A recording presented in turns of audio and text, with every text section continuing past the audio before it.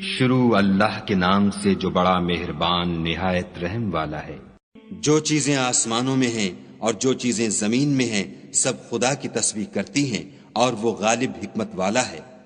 وہی تو ہے جس نے کفار اہل کتاب کو حشر اول کے وقت ان کے گھروں سے نکال دیا۔ تمہارے خیال میں بھی نہ تھا کہ وہ نکل جائیں گے، اور وہ لوگ یہ سمجھے ہوئے تھے کہ ان کے قلعے ان کو خدا کے عذاب سے بچا لیں گے، مگر خدا نے ان کو وہاں سے آ لیا جہاں سے ان کو گمان بھی نہ تھا، اور ان کے دلوں میں دہشت ڈال دی کہ اپنے گھروں کو خود اپنے ہاتھوں اور مومنوں کے ہاتھوں سے اجاڑنے لگے۔ تو اے بصیرت کی آنکھیں رکھنے والو، عبرت پکڑو۔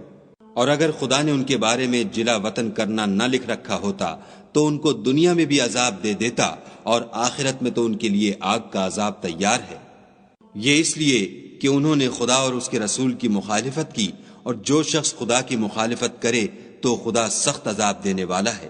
مومنوں، کھجور کے جو درخت تم نے کاٹ ڈالے یا ان کو اپنی جڑوں پر کھڑا رہنے دیا سو خدا کے حکم سے تھا، اور مقصود یہ تھا کہ وہ نافرمانوں کو رسوا کرے۔ اور جو مال خدا نے اپنے پیغمبر کو ان لوگوں سے لڑائی بھڑائی کے بغیر دلوایا ہے اس میں تمہارا کچھ حق نہیں، کیونکہ اس کے لیے نہ تم نے گھوڑے دوڑائے نہ اونٹ، لیکن خدا اپنے پیغمبروں کو جن پر چاہتا ہے مسلط کر دیتا ہے، اور خدا ہر چیز پر قادر ہے۔ جو مال خدا نے اپنے پیغمبر کو دیہات والوں سے دلوایا ہے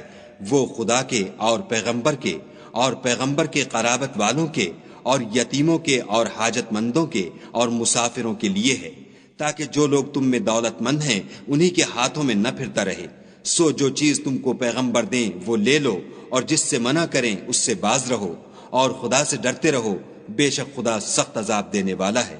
اور ان مفلسان تارک الوطن کے لیے بھی جو اپنے گھروں اور مالوں سے خارج اور جدا کر دیے گئے ہیں، اور خدا کے فضل اور اس کی خوشنودی کے طلبگار اور خدا اور اس کے پیغمبر کے مددگار ہیں، یہی لوگ سچے ایماندار ہیں۔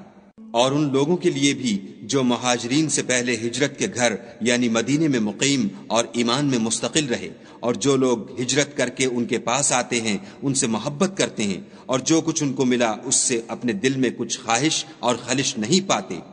اور ان کو اپنی جانوں سے مقدم رکھتے ہیں، خواہ ان کو خود احتیاج ہی ہو۔ اور جو شخص حرص نفس سے بچا لیا گیا تو ایسے ہی لوگ مراد پانے والے ہیں۔ اور ان کے لیے بھی جو ان مہاجرین کے بعد آئے اور دعا کرتے ہیں کہ اے پروردگار ہمارے اور ہمارے بھائیوں کے جو ہم سے پہلے ایمان لائے ہیں گناہ معاف فرما، اور مومنوں کی طرف سے ہمارے دل میں کینہ و حسد نہ پیدا ہونے دے، اے ہمارے پروردگار تو بڑا شفقت کرنے والا مہربان ہے۔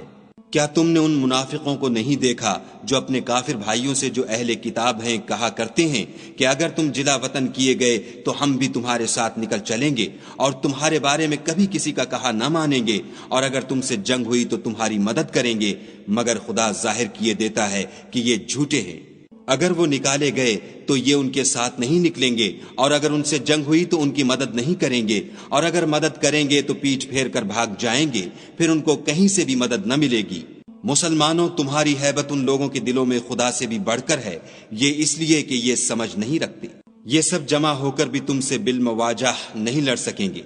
مگر بستیوں کے قلعوں میں پناہ لے کر یا دیواروں کی اوٹ میں مستور ہو کر ان کا آپس میں بڑا رعب ہے۔ تم شاید خیال کرتے ہو کہ یہ اکٹھے اور ایک جان ہیں، مگر ان کے دل پھٹے ہوئے ہیں، یہ اس لیے کہ یہ بے عقل لوگ ہیں۔ ان کا حال ان لوگوں کا سا ہے جو ان سے کچھ ہی پیشتر اپنے کاموں کی سزا کا مزہ چکھ چکے ہیں، اور ابھی ان کے لیے دکھ دینے والا عذاب تیار ہے۔ منافقوں کی مثال شیطان کی سی ہے کہ انسان سے کہتا رہا کہ کافر ہو جا، جب وہ کافر ہو گیا تو کہنے لگا کہ مجھے تجھ سے کچھ سروکار نہیں، مجھ کو تو خدائے رب العالمین سے ڈر لگتا ہے۔ تو دونوں کا انجام یہ ہوا کہ دونوں دوزخ میں داخل ہوئے، ہمیشہ اس میں رہیں گے، اور بے انصافوں کی یہی سزا ہے۔ اے ایمان والو، خدا سے ڈرتے رہو، اور ہر شخص کو دیکھنا چاہیے کہ اس نے کل یعنی فردائے قیامت کے لیے کیا سامان بھیجا ہے، اور ہم پھر کہتے ہیں کہ خدا سے ڈرتے رہو،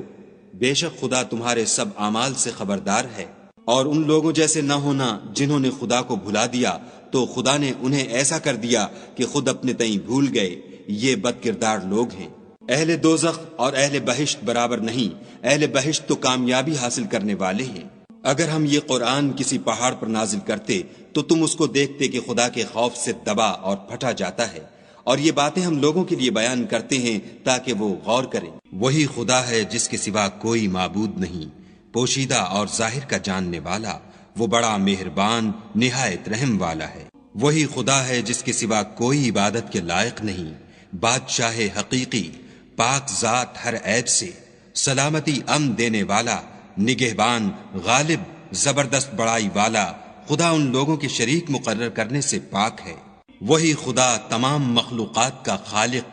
ایجاد و اختراع کرنے والا، صورتیں بنانے والا، اس کے سب اچھے سے اچھے نام ہیں۔ جتنی چیزیں آسمانوں اور زمین میں ہیں سب اس کی تسبیح کرتی ہیں، اور وہ غالب حکمت والا ہے۔